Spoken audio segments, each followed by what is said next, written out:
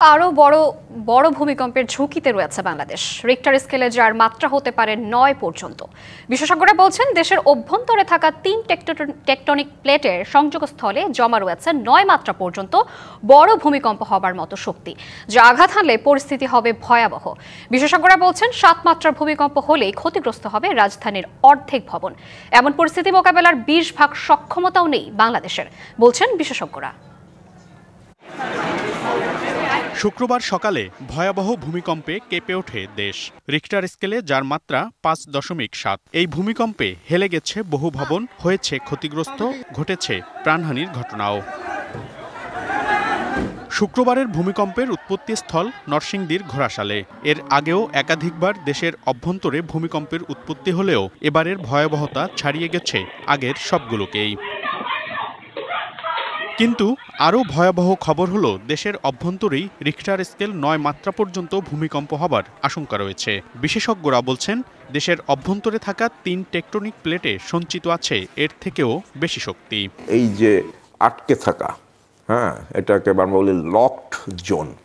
So এই locked zone থাকার কারণে এটা আরও আমাদের জন্য বিপজ্জনক। ৮.২ থেকে ৯ মাত্রার ভূমিকম্প সৃষ্টি হওয়ার মতো শক্তি এখানে জমা হয়ে আছে। শক্তিটা ধাপে ধাপেও বের হতে পারে, আবার একবারও বের করে দিতে পারে।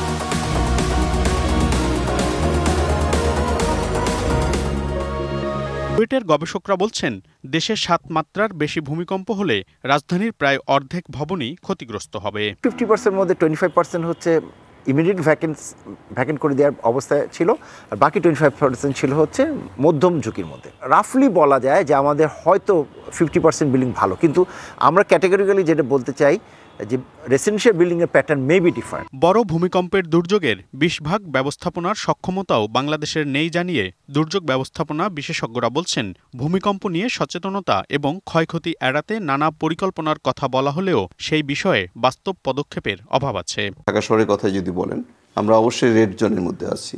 এগুলো ডেব্রি তৈরি হবে, আর ডেব্রি তৈরি হলে এই ডেব্রিকে সরানোর জন্য যে আমাদের যে প্রস্তুতি যেটা দরকার, তার 20% সক্ষমতা আমাদের এখন পর্যন্ত আমরা তৈরি করতে পারি। এমন দুর্যোগে ক্ষয়ক্ষতি কমাতে পরিকল্পিত এবং ভূমিকম্প সহনীয় নগরায়নেই গুরুত্ব দিয়েছেন বিশেষজ্ঞরা। মনিরুল সোহাগ, ডিবিসি নিউজ, ঢাকা।